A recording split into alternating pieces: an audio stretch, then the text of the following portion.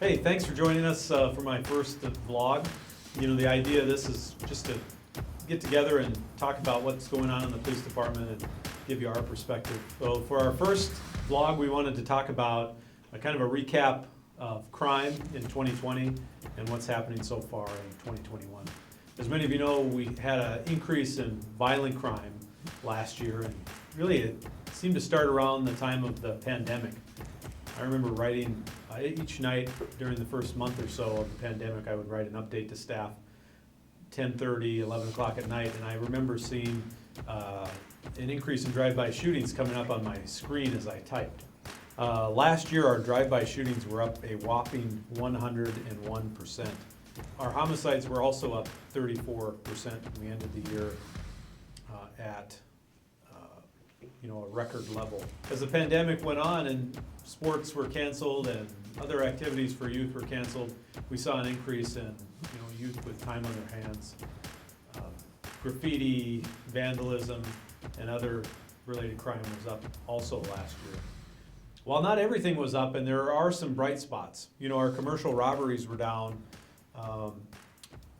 significantly last year, and I think it's numbers that we need to take note of. As a matter of fact, we had less commercial robberies last year than in the last 12 years. So we had a real good year for reducing commercial robberies. Along those same lines, we also saw a decrease in residential burglaries, down 14%, which was on top of a decrease the last couple of years before that. And our numbers in residential burglaries are back to 1980 numbers, and numbers that we haven't seen on record.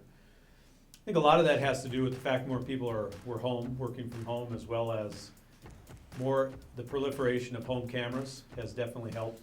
And of course, I'd have to give a plug for our burglary unit, that they do good work up there as well. Overall, last year though, our Part 1 crimes, which are our significant felonies, dropped 3%. I'm proud of our staff for their work in what they did to reduce crime and solve crime, and I want to continue that trend. One of the benchmarks that many chiefs and people look at as far as how you're doing with solving crime is the homicide clearance rate. That is how many you solve a year. And in 2019, our clearance rate was over 90% for homicides. For 2020, we're hovering around 80%, which is well above the national average of 60%. And when you look at urban cities are even lower than 60% for clearance rates. So we do, our staff does a phenomenal job of solving those homicides. Well, that's going to sum it up for our first vlog. Thanks for joining us, and I'll look forward to seeing you next time.